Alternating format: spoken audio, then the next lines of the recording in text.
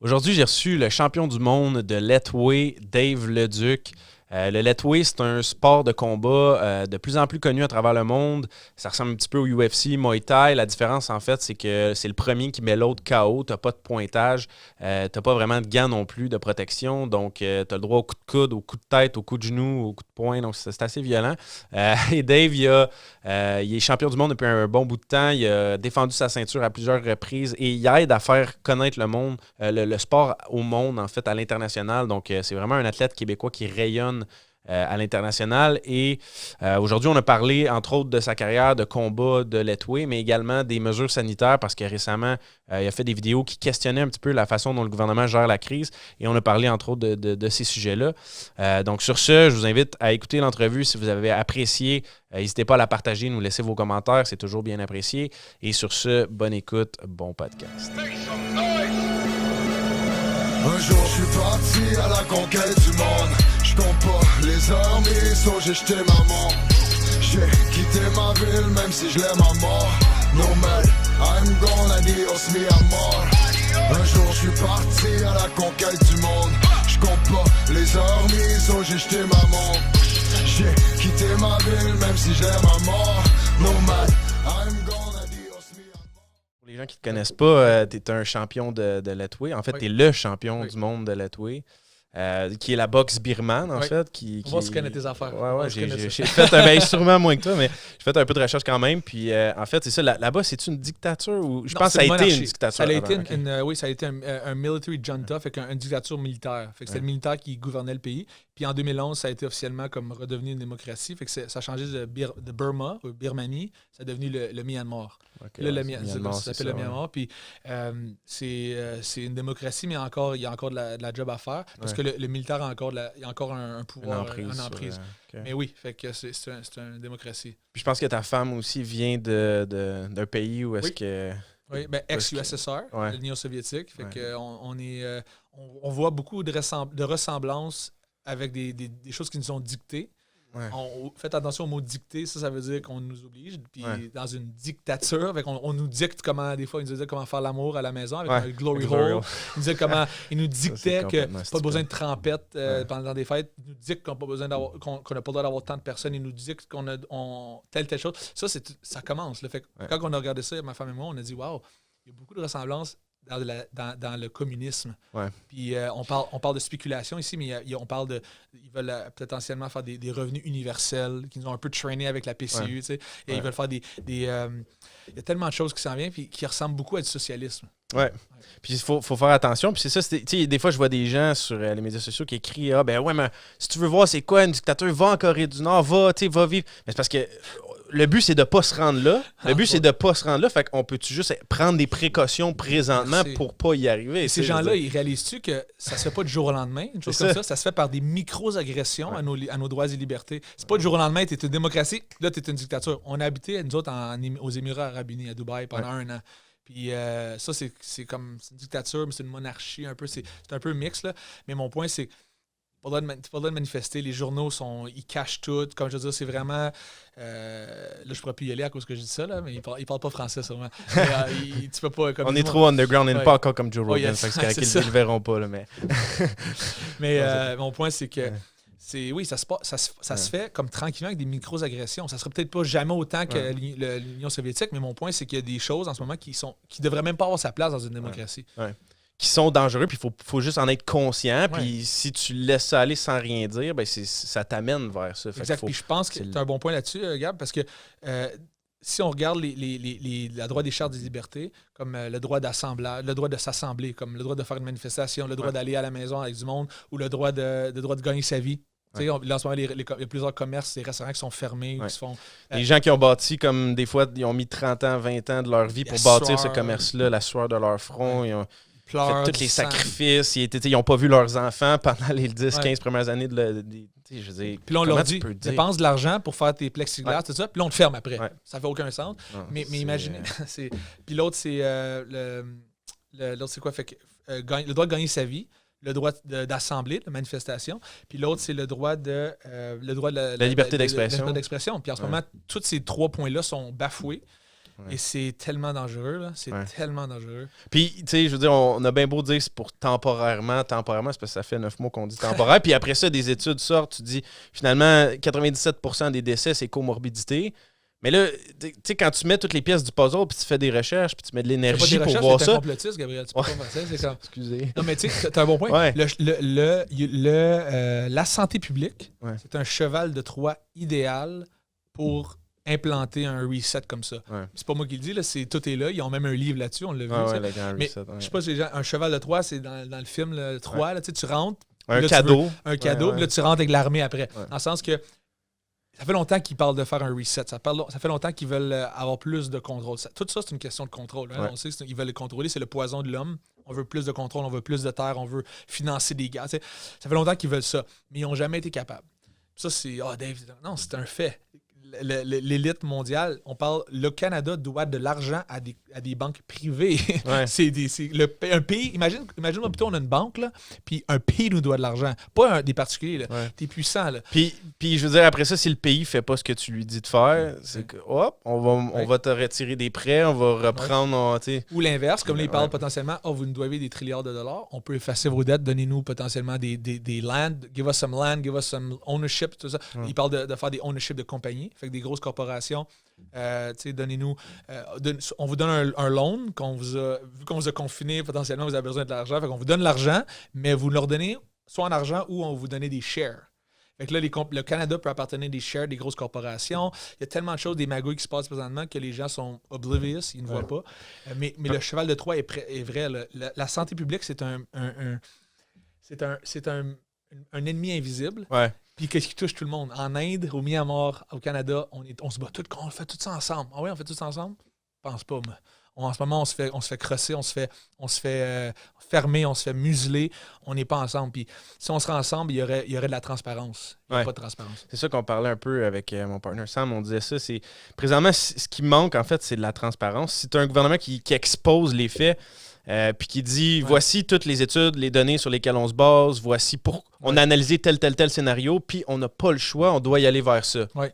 Fine, parfait, on embarque, tout le monde va embarquer. Oui. Le problème, présentement, pourquoi il y a du monde qui se lève, pourquoi il y a du monde qui crie, c'est parce qu'il n'y a pas de transparence. Il y a pas... Ouais, exact. Puis, merci de le dire. Exactement. Mon parrain est journaliste à TVA, il pose les questions directement au premier ministre, puis il dit à tous les jours, il demande ça au gouvernement. À tous les jours, il leur demande de divulguer sur quelles données ils se basent, quelles statistiques ils se basent, quels rapports, des études, des faits. Montre-nous quelque chose, rend public la façon que tu prends tes décisions. On veut juste savoir ça. Ils n'ont pas dit, simplement. Récemment, ils ont dit que c'était une décision politique. Plus, parce que, fait que Dredd Lane l'a dit, on ne se base même pas sur les recommandations. C'est dégueulasse. C'est dégueulasse. Honnêtement, ça me fait capoter puis les gens ne se lèvent pas plus. Ouais. Mais il faut qu'on reste, je pense, constructif, qu'on utilise cette colère-là. Je pense que tu as partagé France Gauthier, l'extrait qu'elle a fait récemment. Qu'est-ce qu'elle disait? C'est quand la colère est cultivée puis qu'elle est utilisée vers le haut au lieu d'essayer d'être comme créer des dommages collatéraux, tout ça, je veux dire, on peut cultiver cette énergie-là que ça l'amène en nous pour créer un changement, pour justement un changement qui est dû dans la société, dans les politiques, au niveau de la façon que la politique fonctionne. J'avais d'y penser, je pense que je vais me présenter. Je suis encore ici pour une couple d'années parce qu'on veut établir un premier ministre. Faut que j'apprenne les rouages avant, mais je pense pas que c'est une vie que je veux, mais j'ai beaucoup de gens qui m'écrivent qui me disent Dave, fuck, une belle prise de position, tu parles, tu défends le peuple. Je veux dire, j'y pense. Juste de t'impliquer de différentes façons. Je peux faire des changements un peu dans mon pays natif, dans ma province native, why not? Mais parce que là, j'ai encore une couple d'années ici. On est revenu finalement, puis on était supposé de repartir. Mais là, avec la situation actuelle, les travel restrictions, puis tout, on a décidé d'ouvrir un restaurant au Canada, puis au Québec. Puis fait que je pense que j'ai encore une couple d'années. Fait que techniquement, j'aurais le temps de faire un mandat de 4 ans, en quelque part, député. Fait qu'on va voir. Mais j'ai du temps libre, fait que why not? En ce moment, je suis en train d'étudier droit. Fait que je suis juste passionné de tout ça. T'sais. Mais tu fais des combats aussi au travers de ça. Oui. Tu continues ta carrière, tu défends ton titre. Comme récemment, tu t'es battu aux États-Unis dans... Wyoming. Puis tu as remporté le combat d'ailleurs. J'ai regardé, tu as pas mal dominé tout le long. Ouais. Puis, y a-tu des combats dans ta carrière? Je voulais te parler, on va switcher un peu de sujet, parler de combat un peu. On revient au COVID, là, peut-être ça. Puis, mais c'est ça, au niveau de tes combats dans ta carrière, y en a-tu qui ont été vraiment serrés ou souvent tu as quand même dominé? Je pense dès le premier combat que tu as eu. Le premier combat, je me suis battu en Birmanie. C'était contre le champion invaincu. Après ça, c'était un nul. Fait que dans le fond, pour les gens qui ne comprennent pas le letweight, c'est que c'est pas comme au MMA ou à UFC. Il n'y a pas de points. Là. Exact. Fait que si tu gagnes pas, si tu knockes pas ton adversaire, fait que si tu l'assommes pas, ça finit comme une nulle à la fin de 5 rounds. Ouais. Fait que c'était un peu, même si tu l'as dominé pendant 5 rounds, c'était un peu éphémère ou un peu ingrat parce que dans plusieurs combats comme le Muay Thai, le kickboxing, le MMA, tu peux dominer, puis à la fin, ils vont te choisir un vainqueur. Ouais? Tandis que moi, si je domine, c'est une nulle. Ouais. Fait que c'est comme un peu, tu regardes, j'étais allé voir l'autre jour sur Wikipédia, puis je suis comme fuck, j'ai une coupe de nuls. Mais les nuls, c'est des dominations totales que j'ai faites. Fait que c'est comme un peu, mais le monde, à moins qu'ils voient sur YouTube le combat, ils vont pas vraiment le voir. Ça peut avoir été un bain de sang, tu peux l'avoir massacré tout le long, sauf qu'ici, il s'est tenu debout puis il a pas tombé. C'est cool, ça a deux côtés positifs. Ma grand-mère, elle comprend le principe. Le gars qui tombe, il perd. Les deux gars qui restent à la fin, c'est facile à comprendre. Mais pour le gars qui domine, ça fait un petit peu chier des fois parce que fuck, c'est ça qui est arrivé, c'est des bains de sang à chaque fois, pas pour moi. Puis j'ai pas versé ben de sang dans mes combats, à part une fois au Japon. Puis, mais ouais, j'en ai une coupe au début. Quand je suis arrivé, après ça, j'ai challengé le Openweight Champion, fait qu'il était plus pesant. Puis là, c'était comme une vraie nulle, une vraie draw. Comme ça a été vraiment back and forth. Ouais. Après ça, on a fait un rematch automatique 2 mois après. Puis là, je l'ai dominé. Puis il a versé du sang. Puis on a du fun. Mais c'est ça. Là, c'est ça. Puis avant de ta carrière comme de combattant, c'est-tu toujours ça que tu as voulu faire ou comment ça s'est passé un peu tes débuts avant la carrière de Bonne question. arts martiaux? Tout ça vient de loin, là, ça vient de mon enfance. Puis tout vient de là un peu. Tu as commencé très jeune. J'ai commencé assez tard les arts martiaux. Mais mon enfance, c'était un peu. Je parle du bullying ou l'intimidation. De l'intimidation ou même des traumatismes un peu des choses qu'on se fait dire par nos pères ou par nos pères, notre entourage. T'es faible ou t'es pas gros. J'étais pas gros, j'étais grand même, je le suis encore d'ailleurs. Puis t'es pas assez fort, tu peux pas. La misconception, comment on appelle ça, la mauvaise conception des gens, c'est que tu dois avoir des gros bras, des gros biceps pour être fort. Même quand j'étais gérant d'un club à Ottawa dans le temps, mes bouncers, moi j'étais gérant du club, mes bouncers, c'était tous des gros colosses, 350 livres, mais on faisait des combats de se frapper dans la gorge, puis les autres, tout fait. Moi j'étais comme, vas-y, frappe. Mon point, c'est, après ça, on se tirait, j'élevais, puis les autres, ils étaient prêts à faire des prix. Ouais. Mon point, c'est, j'ai toujours voulu montrer que j'ai pas besoin d'avoir d'être un autre Schwarzenegger, d'avoir juste le physique, juste le look, le côté superficiel pour être force. Là, c'est esthétique seulement. Il y a bien des gars qui c'est... comme, je les ai fait amener, mes bantures, je les ai amenés à mon gym, on a bougé un peu, puis ça s'épuisait en 2 secondes, puis c'était des gros colosses coupés au couteau. Ils ont de l'air en shape. En anglais, on appelle ça un deterrent. C'est une police, ils font ça souvent comme c'est pour faire peur. Mais mon coach, moi, il est 5 pieds 8, Sifu Patrick, shout-out à Sifu Pat, 5 pieds 8, 5 pieds 9, 180 livres, puis il me kick d'en face, je suis 6 pieds 2, mais lui, il était bouncer dans le temps à Ottawa aussi, puis il était plus fort que tous les gars de 6 fois son poids, puis il fucking tuait. Fait que comme mon point, c'est que... T'as toujours été intéressé par la force, par le côté, le combat en tant que tel? En fait, c'est une question d'ego un peu, hein? Fait que ça soit en business, c'est en entrepreneur toi aussi, tu veux un peu le prouver à toi-même, puis le prouver aux autres que comme je vais être successful. Fait que là, moi, je pense que c'est de l'ego un peu de vouloir le montrer à moi-même, puis le montrer à mes pères que je suis capable, un peu de briser le stigma de que tu as besoin d'être coupé au couteau là, pour tout le temps, là, malgré que je suis quand je m'entraîne, mais je parle vraiment de la grosse masse musculaire, c'est tellement inutile. Tu t'épuises plus vite, actually. Parce que plus que j'en ai expliqué tantôt avec Amélie, plus que tu as de masse musculaire, plus que tu dois pomper du sang. Plus que tu t'épuises vite, plus que tu as besoin de globules rouges. Exactement. Fait que oui, pour répondre à ta question, j'ai toujours aimé ça. Puis qu'est-ce qui t'a, avant le combat, tu t'es-tu dirigé, tu dis que tu as commencé les arts martiaux assez tard. Qu'est-ce que tu as fait avant? Des différents jobs, différentes... J'ai été directeur hypothécaire à la Banque Laurentienne, le plus jeune de l'histoire de la Banque Laurentienne. Là, ils ont coupé ça, mais avant, j'avais 19 ans, j'étais directeur de la banque pour le point de vue hypothécaire. Ça allait bien. J'avais ma compagnie limousine, le Duc Limousine. J'ai fait ça en parallèle pendant que j'étais gérant du club aussi. Fait que là, je upsellais les gens. Ah, tu veux des bouteilles? Ben, veux-tu ma limousine aussi? Fait que là, j'étais déjà mindé. J'ai commencé boss boy au club. À Ottawa, c'est fermé maintenant. C'est le Soto. Okay. Ça s'appelait, c'était un club italien. Puis j'étais comme 18 ans, j'avais presque pas de barbe, j'avais juste un petit pinch dans le temps. Puis là, j'avais mon suit. Puis là, moi, j'accueillais tous les bikers, la PEG. C'était moi la face du club. Ouais. Puis j'ai déjà commencé, OK, là, on va upseller avec des limousines. Fait que j'avais une Stretch Lincoln Town Car. Après ça, j'ai fait, en simultané, le jour, j'étais à la banque. J'avais une compagnie d'événements aussi, la fraternité. Fait que je faisais des gros parties au Palais des Congrès. Fait que j'ai toujours aimé ça, faire des parties. Tu as eu la fibre entrepreneuriale. Tu avais déjà le côté business. J'ai remercié mes parents pour ça. Il y avait des compagnies d'impression avant, puis tout ça. Puis là, j'ai acheté mon duplex à 18 ans. J'ai toujours voulu avoir comme. À 18 ans aussi que j'ai du crédit, je vais acheter une propriété. Fait que j'ai acheté ça. Puis ça, c'était un petit peu un fiasco parce que c'était tous des bien-être social qui l'avaient. Désolé, mais ils ne payaient pas beaucoup. Fait que finalement, j'ai revendu. Mon point, c'est que. Ouais, fait que là, après ça, je me suis fait. En 19 ans, là, j'ai eu une grosse chicane avec mes parents. 18 ans et demi, 19 ans, j'ai quitté la maison familiale en plein hiver. Puis ça a été un moment déclencheur dans ma vie complètement. J'ai fait OK. Là, c'est comme, t'es tout seul, là. Puis là, j'avais des problèmes un peu, fait que j'avais plus d'argent. Fait que là, j'étais comme, OK, je suis tout seul à moins 25 degrés Celsius, j'ai plus d'argent. J'avais vendu ma propriété, mais comme j'avais break-even. Là, qu'est-ce que je fais? J'avais caché, j'allais expliquer à Joe Rogan, j'avais caché de la bouffe dans la neige, du craft dinner, des cannes de conserve, parce que je vais revenir le lendemain, je vais aller chercher ça dans parce que je suis parti avec un sac d'amandes, un sac d'amandes à moitié mangé dans mon sac à dos, et puis appeler mon chum, viens me chercher, j'habite plus chez nous.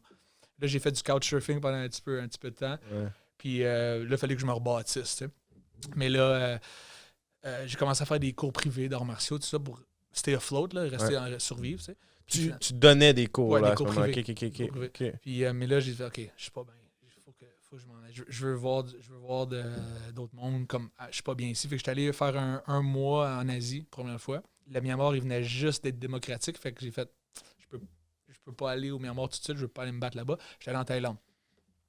Puis là, le reste, c'est du sport. Là, tu as fait du Muay Thai un peu au début de ta carrière, puis ensuite tu as switché au Letway, où ce que tu es devenu. Mais l'affaire, c'est que le Muay Thai, c'était vraiment juste par défaut. Je voulais faire du Letway. Parce qu'avant ça, on backward un peu. Mon coach m'avait montré. Quand je suis parti de la maison familiale, j'étais allé m'entraîner. C'est ça qui m'a vraiment sauvé un peu. Là. J'aurais été sur l'entraînement. J'aurais peut-être fini en prison. I don't know. J'avais tellement de rage de me faire un peu renier ou de me faire dire par les personnes qui supposaient de m'aimer.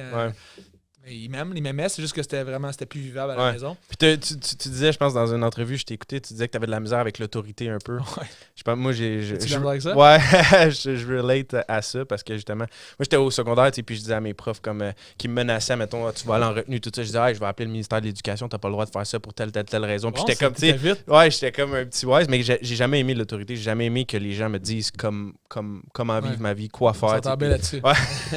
Mais tu sais, je te comprends. Fait que c'est un peu ça, ce rapport à l'autorité-là vers début vingtaine. C'est bon, ça. C'est bon d'avoir ça aussi parce que ça te donne beaucoup d'avantages en business ou à d'autres choses. Tu prends pas non pour un oui. Moi, j'ai fait me faire renvoyer bien des fois du sport-études que j'étais. J'avais des très bonnes notes. J'étais très bon à l'école, mais j'aimais pas ça étudier. Puis je parlais, il m'appelait ça babé et dérange. Ouais. C'était ça dans mon document. Babé et dérange. C'était babé et dérange.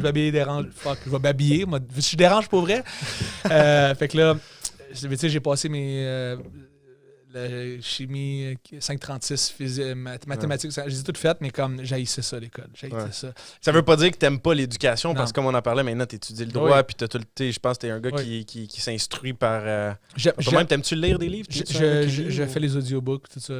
Ouais, j'étais un peu hyperactif, fait que j'ai de la misère à me concentrer longtemps pour ça. Je manque d'attention. Fait que, mais ouais, bien dit, j'ai voulu... j'ai perdu mon fil d'idée un peu. On parlait de tes débuts, là, après ça, Muay Thai, par la force des choses, mais tu voulais toujours faire du Letway. On parlait d'autorité, c'est ça. Fait que moi, je pense que c'est ça, j'avais le problème avec l'autorité beaucoup. Puis ça vient avec le fait que je voulais être un peu différent que tout le monde. Autorité, je voulais être différent, faire différent que tout le monde. Pas se conformer. Je voulais pas faire du Muay Thai, je voulais pas faire une carrière là-dedans parce que je trouvais ça, tout le monde fait ça. Tout le monde fait du MMA, tout le monde fait de la boxe, tout le monde fait du kickboxing. Personne faisait du Letway. Okay, fait que là, quand j'ai vu ça sur YouTube, j'ai dit « Oh shit, on va faire ça ». Là, mon coach m'a dit « Ben ouais, ça se fait, mais c'est au Myanmar. » Puis là, à ce moment-là, tu sais, comme on était au Québec, à Gatineau, comment tu t'en vas au Myanmar? J'avais déjà des amis qui étaient en Thaïlande, c'était déjà ouvert. T'sais, au Myanmar, il fallait que tu fasses un visa process, tandis qu'en Thaïlande, tu rentres au pays, ils te donnent 30 jours tout de suite, automatique, t'es Canadien. Fait que c'était bien plus facile.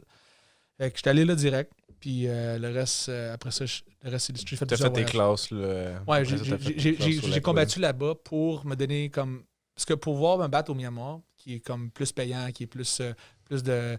Fallait que je bâtisse une certaine crédibilité dans ma carrière. Fait qu'il fallait que j'ai de l'expérience. Ils t'invitent pas au Myanmar de battre à l'étoile si t'as pas comme une coupe de belt, une coupe de combat à ton actif dessus. Ouais. Fait que j'avais pas le choix de faire des fights. Mais c'était comme à contre-cœur un peu parce que ils m'aimaient pas en Thaïlande, ils m'aimaient pas en Muay Thai. Ils disaient tout que change ton style, t'es pas correct, tu sais, comme je suis comme fuck you. Et encore là, on défile le non. Je gagne. C'est quoi le problème? Ouais. Ah, mais non, mais faut que tu prennes ton temps parce qu'en Muay Thai, il faut que tu fasses. En tout cas, c'est comme plusieurs. Faut que tu laisses les gamblers better sur toi. Ils bettent, ils font du gambling. Fait que moi, je suis comme. Là, si tu le knock au premier round, les gamblers n'ont pas le temps de faire des paris. Moi, j'ai knocké tout au premier round. Fait que là, ils m'aimaient pas. Ils t'aimaient pas. C'est ça. Mais puis c'est drôle, je pense que tu racontais ça aussi à Joe Rogan, que c'était avec la tradition, tu sais, il y a des traditions comme... Oui. Parce que c'est vieux, le 2000 ans, puis comme... Toi, t'as vraiment étudié un peu plus les traditions, puis tu t'es conformé à ça. Ouais. Pour une rare fois conformé, mais je veux dire, tu t'es... Mais attends, j'aime ce que tu dis, mais je vais changer le mot un peu. Je sais pas, j'ai tellement aimé ce qu'ils m'ont... Comment on s'est fait apprécier. Honoré. Oui, honoré. Fait que c'était comme... Bon, c'était pas... c'était pas confirmé, c'est comme je redonne. Ouais. Je veux donner comme mon respect. Fait que quand on est arrivé au Myanmar la première fois, ils nous ont donné des vêtements traditionnels, ils nous ont donné de la bouffe, ils nous ont tellement accueillis, tellement bien. C'était tellement, honnêtement, c'est les gens les plus gentils que j'ai rencontrés dans ma vie, dans tous les pays au monde. Ils sont tellement humbles et tellement polis et quasiment gênés, genre tellement purs. C'était rafraîchissant. Puis là, j'ai fait, oh shit, vous êtes comme moi. Là j'ai parlé avec Kirina, c'est tellement vrai ça. Parce qu'au Canada, on n'a pas la culture encore. C'est pas tout le monde qui veut se battre. Hein? C'est pas tout le monde qui est battant. On le voit en ce moment avec ce qui se passe avec la pandémie, avec la soi-disant pandémie, que c'est pas tout le monde qui est prêt à se lever debout. Ouais.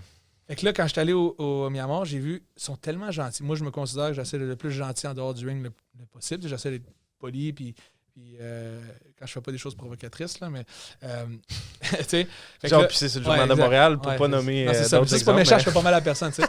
Mais mon point, c'est que fait que là, j'ai vu ça. OK, je suis gentil en dehors du ring, mais quand je suis dans le ring, je fais mes affaires. Tu sais, I mean business. Ouais. Puis au Myanmar, j'ai fait, oh shit, ils sont tellement polis, ils sont tellement gentils. Ils baissent la tête pour quand tu passes, pour pas plus haut que toi. Là, tu sais, ils sont vraiment polis. Mais c'est les inventeurs du sport le plus brutal au monde, avec les coups de tête à main nue. Je fais, holy shit, deux contrastes. Et je fais, c'est moi, ça. Moi, je suis un gars de contraste. Je suis deux extrêmes, un extrémiste. Fait que j'ai tellement cliqué avec cette culture-là que ça a été tellement inné, ça a tellement été naturel d'embrasser leur culture. Que là, je mets le longi, qui est la tunique traditionnelle. Fait vraiment, ça a été tellement naturel d'embrasser la culture. Là. Nice. Puis... le symbole que tu parlais, ça s'appelle l'Ekamun. Ça. Fait que ça symbolise, c'est du challenge. Fait que c'est comme tu me fais ça veut dire qu'on va se battre. Non, mais ils font non, ça. Je m'essaye pas. Tu frappes sur ton bras comme ça 3 fois. Ça simule l'aile d'un aigle. Ouais. Fait que ça vient des oiseaux, tu sais. C'est vraiment ça a 2000 ans, ce challenge-là. Ils faisaient ça dans les tranchées dans la guerre. Parce qu'avant, c'était une grande puissance, c'est ça. Maintenant, c'est pas beaucoup connu. Tu sais. La Birmanie, moi, ça me disait quelque chose, mais... tu connais peut-être le Burmese Python, un python le Burmese Python, c'est comme les gros serpents, ça vient de là-bas. Là. Okay. Les gros jungle. Rambo, il s'est battu à Burma. Okay. Dans des films, je ne l'ai pas vu, je ne m'en rappelle pas, mais quand il se bat dans des films, là, il est au Burma avec sa mitraillette. Là. Fait que, c'est pas connu, mais c'est une grosse population, c'est 50 millions de personnes, c'est comme 2 fois la grosseur quasiment du Canada, là. C'est gros. C'est immense. Je pense qu'en fait, superficie, c'est un petit peu moins, évidemment, mais c'est tellement peuplé. Là, ils font des enfants, ils sont bons. Puis là, présentement, c'est ça, tu peux pas retourner là-bas. Présentement, le Letwick, comme ton combat était aux États-Unis, ton dernier combat, présentement, c'est pas nécessairement là-bas que tu te bats. Techniquement, je pourrais, juste qu'il y aurait 2 semaines de quarantaine dans un hôtel, ça me tente pas de le faire. Puis en ce moment, les combats, ils se passent pas là-bas. Fait qu'il y a aucun apport à juste faire des meetings puis des choses comme ça. OK. Mais aux États-Unis, ils ont légalisé, dans un État, le Wyoming, ils ont légalisé les règlements traditionnels. Fait que je dis, on a parlé avec eux autres, puis il y avait un événement là, en novembre. Puis on a fait de l'histoire en faisant le premier combat de Letway sur pay-per-view. Puis en plus, c'est un combat pour la ceinture c'est l'américain. Ouais. Wow. Ouais, fait que, puis qu'est-ce qu'il faut, c'est que les deux gars, moi puis Cyrus Washington, qui est un rival, on s'est battus au Myanmar ensemble. Fait que c'est comme cool on se bat les deux aux États-Unis. Fait que vraiment, ça a comme coupé le cordon. Ça part aux États-Unis. Ouais. C'est le fun, c'est ça. Puis t'es comme un ambassadeur de ce sport-là. Vraiment, tu l'amènes à un autre niveau. En fait, je pense que t'as aidé beaucoup avec la promotion du sport. Je pense que les gens, ils me disent tout qu'avant, en 2016, ils connaissaient même pas le Letway. Puis encore, l'affaire, c'est qu'ils connaissaient même pas le Myanmar. Ouais. Fait que moi, je le vois vraiment, là, puis c'est un peu, je suis comme, sans le vouloir, j'ai pris la position d'ambassadeur touriste, du tourism ambassador du Myanmar. Parce que techniquement, puis je le vois, là, si plus que de gens connaissent le Letway, plus de gens vont s'intéresser à la culture, d'où ça vient. Ouais. Donc, c'est ça qui s'est passé en Thaïlande avec le Muay Thai. Donc, le Myanmar, qui est une culture extrêmement riche et belle, des pagodes en or partout. C'est tellement beau, c'est tellement cool. Fait que le but, c'est de grossir la popularité du Letway, qui est en effervescence présentement. Donc, là, ça va aider, ça va faire des retombées économiques au pays. C'est fou. C'est ça que j'explique aux journaux là-bas, puis ils commencent à comprendre. Je dis, plus qu'on fait ça, plus que ça va bénéficier les hôtels, les restaurants, la population locale au Myanmar, ils vont en bénéficier. Donc, comme il faut pousser le Letway, c'est votre sport national. Puis, c'est vrai. Parce que les autres sont tellement humbles. C'est l'inverse. L'inverse de humble, c'est de se pousser. Les anciens champions là-bas, ils ne s'occupaient même pas de leur page Facebook. C'est comme, on fait le strict minimum parce que c'est comme quasiment mal vu. Et là, c'est un autre bouffée d'air frais. C'est comme, OK, ça prenait un foreigner pour le faire, je pense. Ça prenait ça. C'est drôle, comme un peu GSP l'a fait avec l'UFC. Ben, comme il a été dans les débuts, comme tu recules 10, 15, 20 ans en arrière, là, ça fait un bon bout. Là, mais c'est vrai. Puis sans faire de comparaison, je veux pas. Mais c'est cool qu'est-ce que tu fais pour ce sport-là. Puis qu'est-ce qui est un peu différent, c'est que le MMA, c'est comme un peu. C'est comme. Il n'y a pas d'origine. C'est un sport inventé, si on veut. C'est jeune, tandis que ça, c'est une tradition, une vieille tradition de 2000 ans. Ce qui me plaît de ça, c'est que c'est vraiment comme...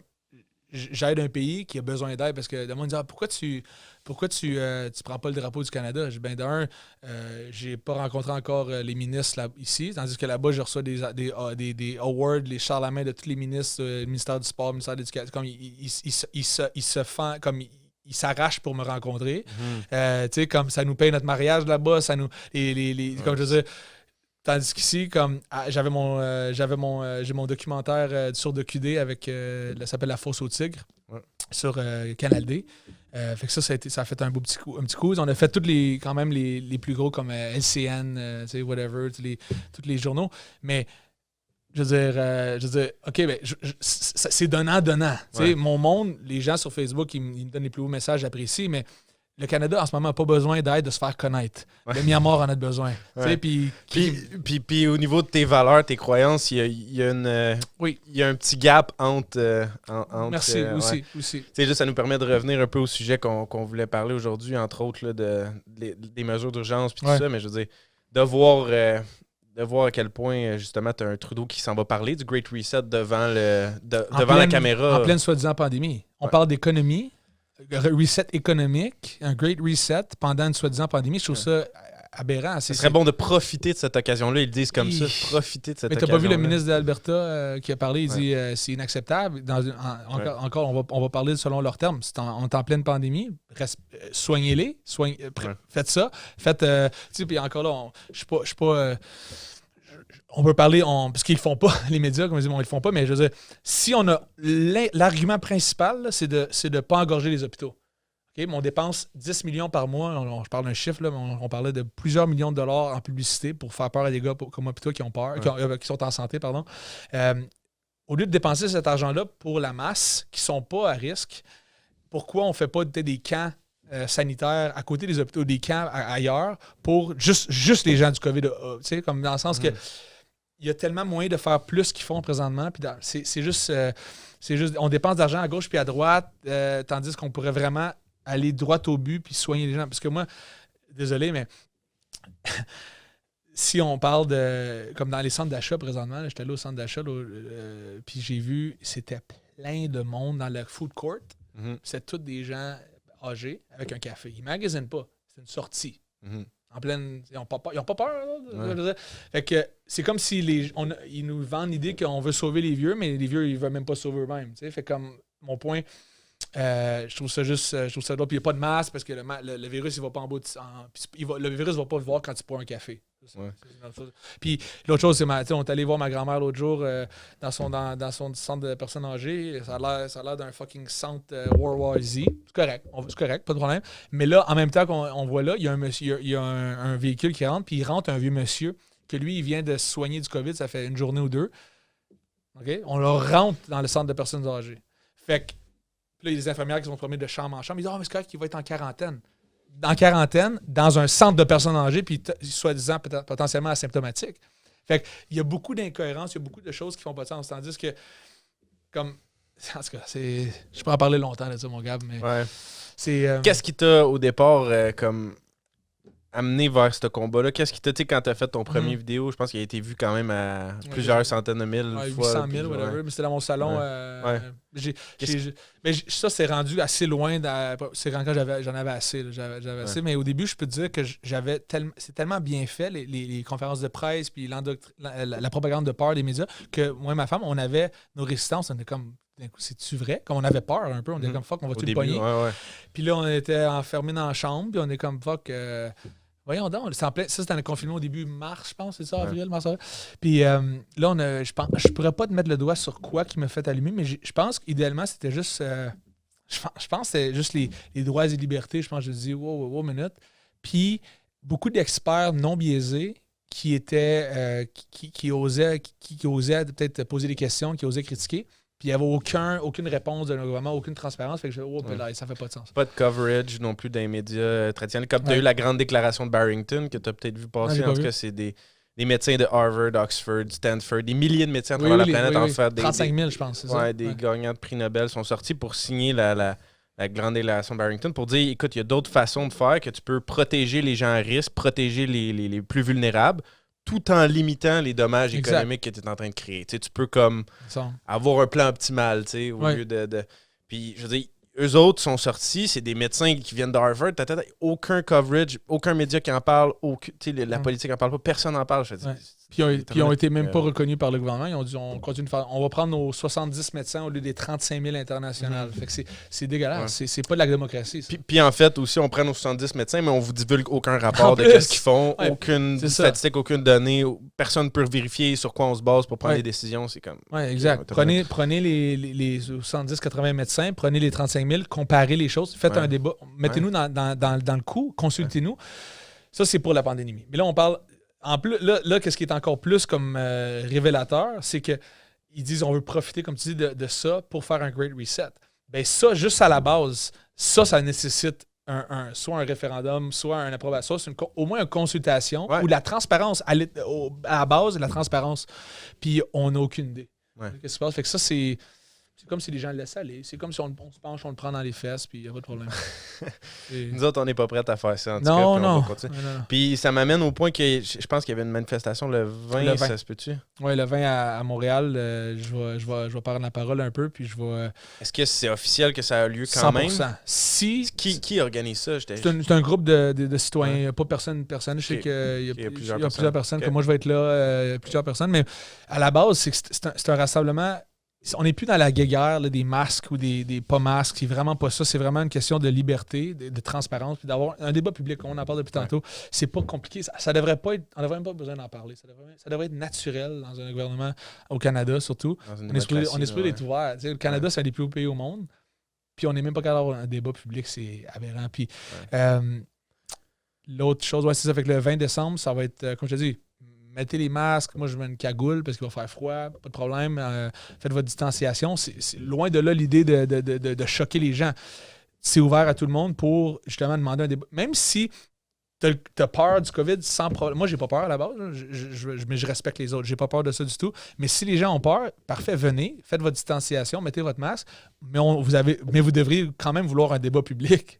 Ouais. C'est pas, juste de la transparence au point du gouvernement. Puis juste s'assurer qu'on se dirige pas vers une dictature. Parce que je pense que personne n'a envie de se ramasser là. Exact. Puis si on laisse les conditions propices pour que ça puisse arriver là, ben là, il va être trop tard quand tu vas l'avoir eu. Là, c'est une théorie du complot que je dis, mais moi, je pense qu'ils ont voulu faire un confinement le 17, là, à cause qu'ils savent qu'il y a un méga rassemblement à Montréal. Ça, c'est mon opinion personnelle. C'est peut-être juste la spéculation, mais je pense qu'ils ont peur justement qu'il y ait trop d'opposition. Pourtant, on devrait we should welcome this. Like, c'est sain dans une démocratie de prendre les deux parties, mais s'ils essaient de nous museler, de nous fermer comme ça, puis de faire peur, ils vont faire. Honnêtement, ça fait peur à des gens avec des menaces d'amende. Ouais. On fait peur à la population. Fait que je pense qu'ils vont réussir à faire à peur à certaines personnes à ne pas venir.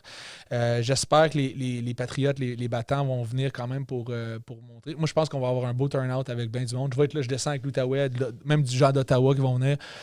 Puis ça va être une belle marche pro-liberté, pro-vérité. Ouais, puis comme je dis, si il n'y aurait pas des battants comme ça qui disent on le fait pareil, là le gouvernement dit on a gagné. Ce qu'on veut. Si ça se passe pas le 20, le gouvernement ils vont locker le Canada pour les temps des fêtes. Évidemment, ça se passe déjà. On ne sait pas quand est-ce qu'ils vont rouvrir et ça va être le free for all. Ils ont la voie libre pour implanter tout ce qu'ils veulent puis faire des power grabs qu'on appelle. Les gens ne savent pas c'est quoi un power grab. C'est une prise de pouvoir, power grab. Puis ça a toujours eu lieu dans des crises, que ce soit des crises sanitaires, des crises économiques, des crises politiques. Ouais. Il y a une quote, tu la connais, « Never waste a good crisis ». Never waste a good crisis. Ça, c'est une quote en politique. Ça, c'est entre la clique. Là. Tu manques pas ça parce que c'est l'opportunité parfaite pour aller chercher des petits droits, des petits pouvoirs ou des choses comme ça. Pendant que l'attention des gens est sur d'autres choses. Puis là, on s'en va passer 3-4 projets de loi que personne ne regarde. 100%. Ça a été lieu. Ça a eu lieu présentement. Même pendant la pandémie, il y a eu une tuerie à Halifax. Tu sais. Ça a passé un peu, ils ont banni certains fusils. Pas juste certains, je pense 1500 sortes de fusils. Ils veulent désarmer les gens, ils veulent... Mais là, il y a des gens qui vont dire, ils écoutent ça en ce moment, ils vont dire, Dave, t'as pas besoin d'une carabine semi-automatique. C'est pas la fait qu'on n'a pas besoin, c'est que c'est un droit. Les gens font des tests, ils font leur dossier criminel. Il faut qu'ils fassent vraiment une panoplie de choses pour avoir le droit. Il faut qu'ils soient lockés dans des coffres-forts. Les balles, vraiment, là, on appelle ça des law-abiding citizens. Des gens qui écoutent la loi au doigt à l'œil. Ils doivent donner... Est-ce que tu as eu un break-up récemment? As-tu une rupture parce que tu veux pas acheter un gun pour aller la tuer? Right? Fait qu'il y a tellement de choses. Il faut que tu aies des références. Ils font des entrevues avec toi. Et là, tu as le droit d'avoir ton permis. L'affaire qui me fait chier avec ça, j'en ai même pas en ce moment, pas ici au Canada, c'est que ces gens-là au Canada qui l'ont fait, la raison de Trudeau pour bannir ces guns-là, c'était pour empêcher les mass shootings.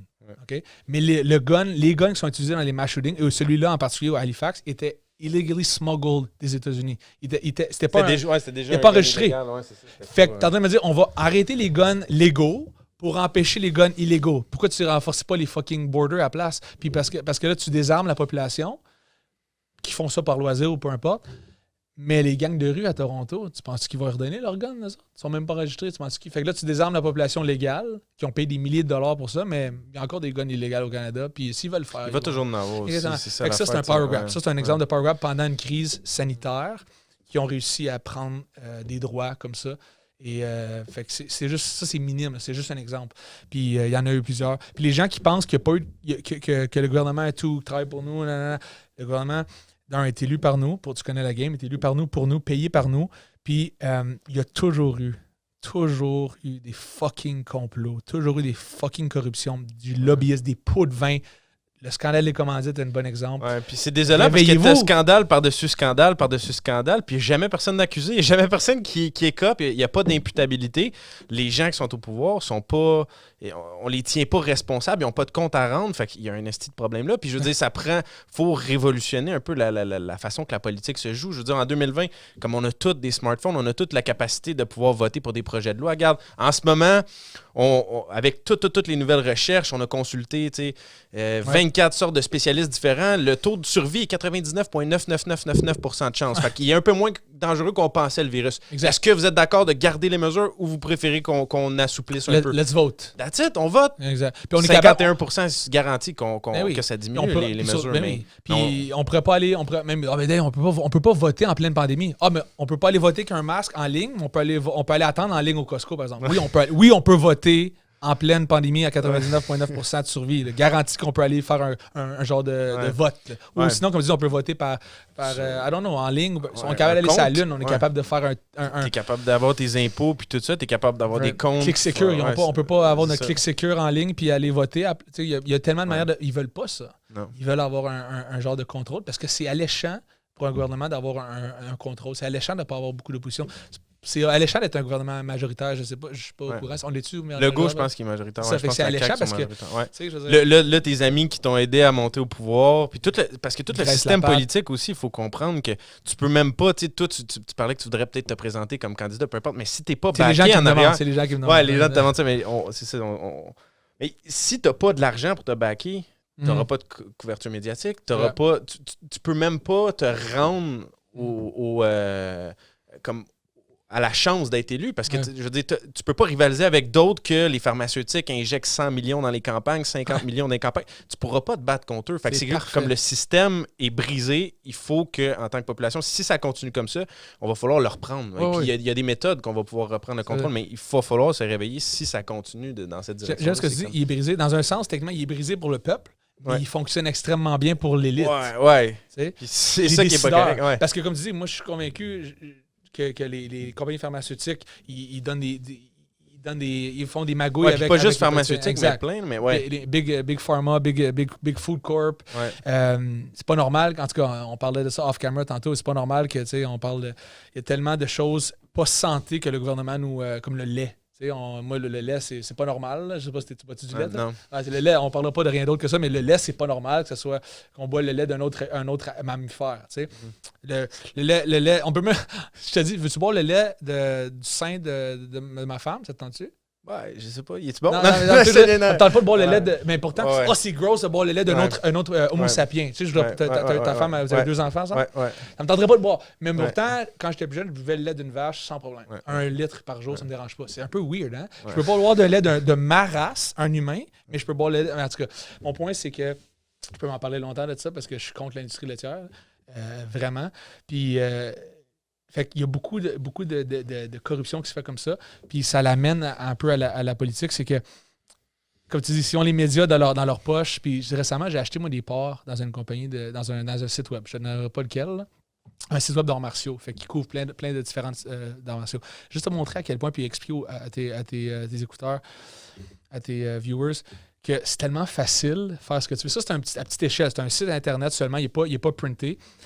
Et si, puis c'est clair, là, c'est écrit dans notre meeting, là, si j'aime pas quelqu'un, parce que je suis rendu majority owner, si j'aime pas quelqu'un, j'aime pas un athlète, ou je veux le salir, pas de problème. On n'en parle pas ou on en parle en mal. Tu vois ce que je veux dire? Ça, c'est à petite échelle. Là. Fait que si j'aime pas quelqu'un, on n'en parle pas. C'est ça, je peux museler, je peux vraiment comme choisir ce que je veux. Puis si les gens ne comprennent pas que dans les médias présentement, la plupart des médias mondiaux sont appartenus par une poignée de gens. On parle d'une 5 grosses corporations. Fait que si ils veulent faire shifter la mentalité des gens, l'opinion publique vers certaines choses, ils peuvent le faire. Ou s'ils veulent omettre de parler de certaines choses, ils peuvent le faire aussi. C'est tellement logique, c'est tellement bien fait. Je le ferais moi aussi. Si j'aurais des je veux dire, puis sachant ça... je veux faire ça que ça ne soit pas bien du mauvais je le ferais aussi si j'aurais des plans machiavéliques ou pas machiavéliques, mais des plans peut-être... Mauvaises intentions.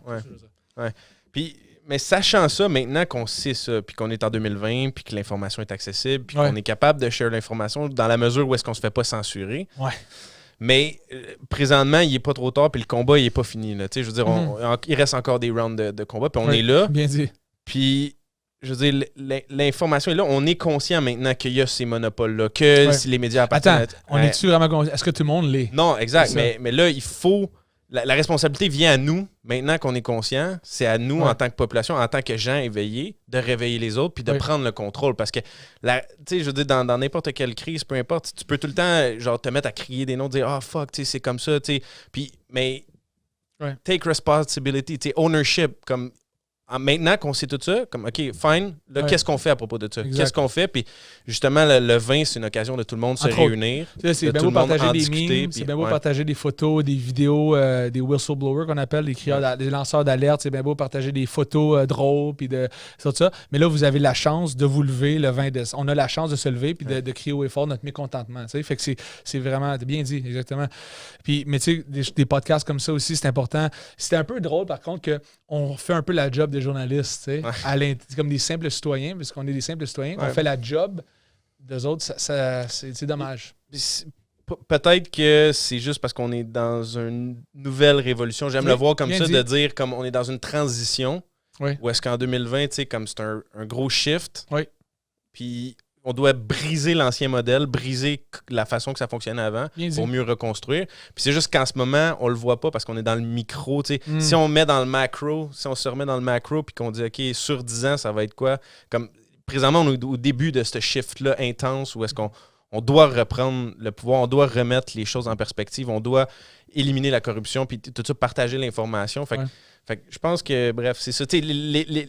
Présentement, ils se sont tellement exposés à agir de cette façon-là, les gouvernements, les médias, ainsi de suite, qu'on n'a pas le choix de briser ce modèle-là puis de le remplacer par quelque chose. Fait que, je veux dire, c'est ça il y a du positif dans cette crise-là. Le fait qu'ils sont allés aussi loin à justement pas parler de des médecins qui gagnent des prix Nobel, qui apportent des solutions alternatives. Fait qu'ils sont allés tellement loin. Bon, ben là, on le sait maintenant. Brisons ce modèle-là, reconstruisons-le d'une meilleure façon.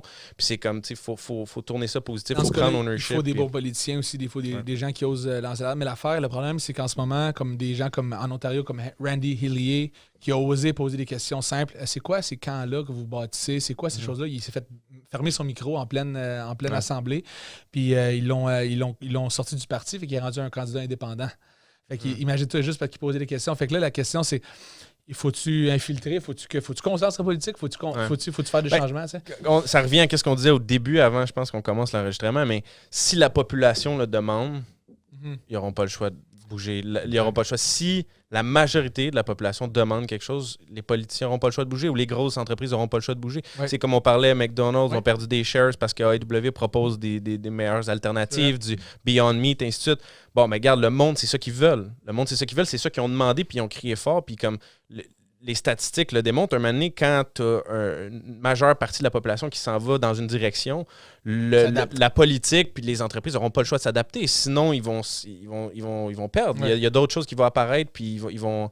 Et dans le fond, ce qu'on dit, c'est que si vous avez des inquiétudes, si vous avez des mécontentements, il faut le dire, il faut se lever. Il faut pas parce qu'en faisant rien, c'est comme si on donnait la permission. Voilà. On donne la permission au gouvernement d'empiéter plus loin, de continuer les choses-là. Fait que si vous n'êtes pas content, comme on dit, de se faire dire... Qu'il n'y ait pas de transparence, du moins, sans nécessairement être d'accord, masque, pas masque, mais juste de se dire, êtes-vous d'accord, oui ou non, à ce que ça devienne une dictature ici?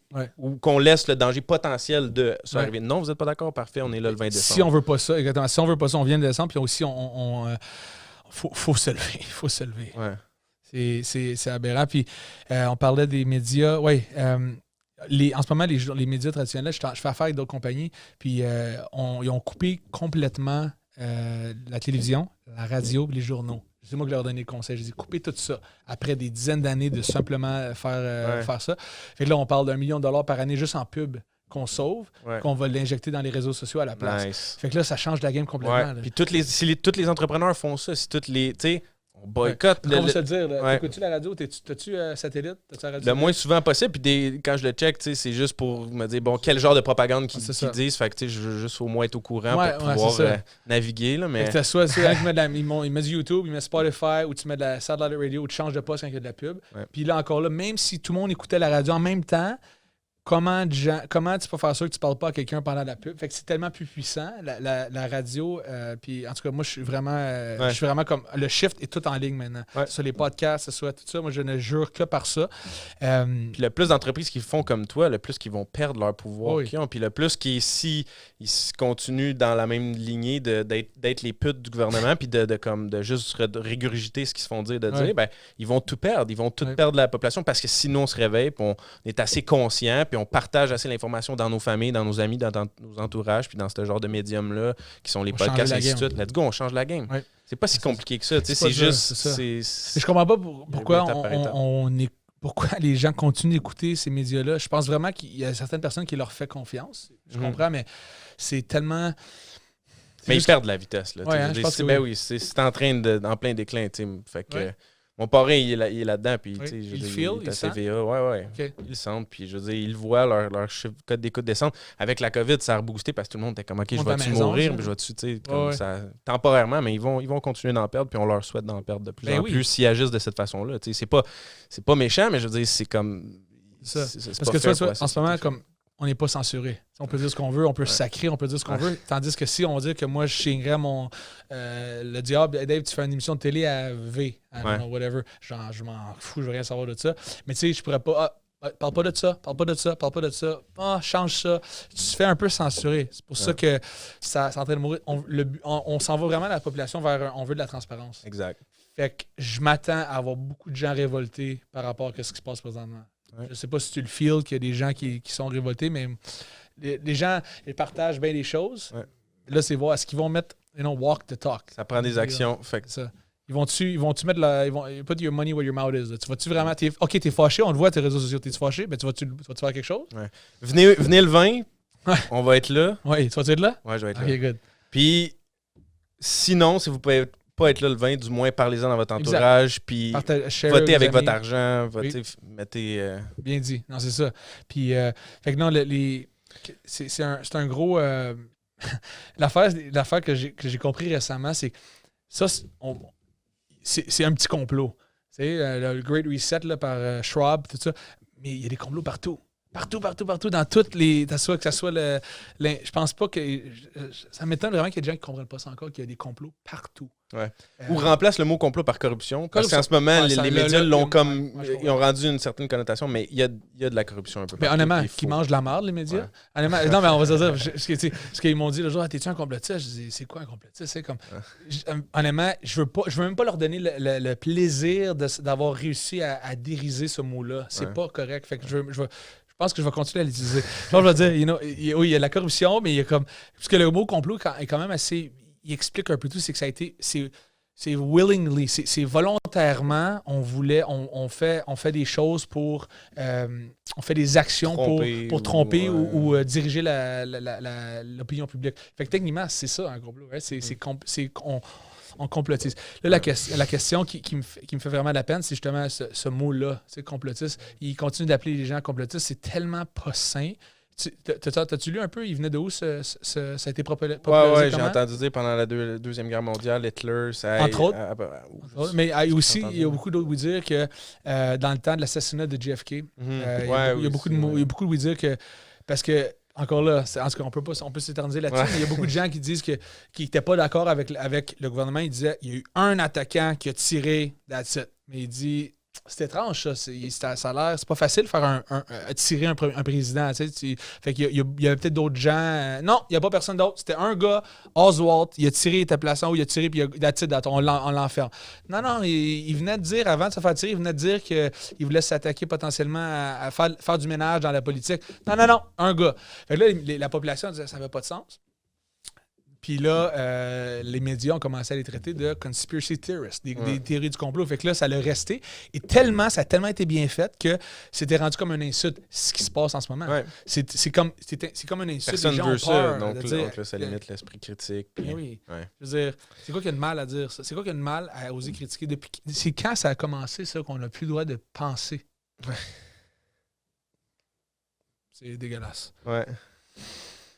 Puis, ouais. J'ai espoir qu'on a encore des battants au Québec. C'est comme je dis dans le cas d'une vidéo, on est un peuple, nos ancêtres, ils ont bravé les hivers de la Nouvelle-France, on est tough. Ouais. On va dessus, puis on s'est battu pour cette droit d'échange. Le français est encore là, malgré qu'on est entouré d'anglais. Il faut qu'on se batte. Puis je me battrai peut-être pas avec mes poings, mais je vais me battre avec l'information. Je me bats juste avec mes poings dans le ring. C'est un sport. Hein? Là, je me bats avec nos paroles, puis nos gestes, puis nos votes. Comme tu dis, j'ai aimé ce que tu as dit tantôt, je pense, off-camera. Tu as dit, quand on agite quelque chose ou quand on fait quelque chose, c'est un vote. Je l'avais pas vu de cette manière-là. Ouais. C'est très bien dit, c'est ça. Fait que là, dans le fond, avec nos actions, il faut voter à la bonne endroit. Ouais.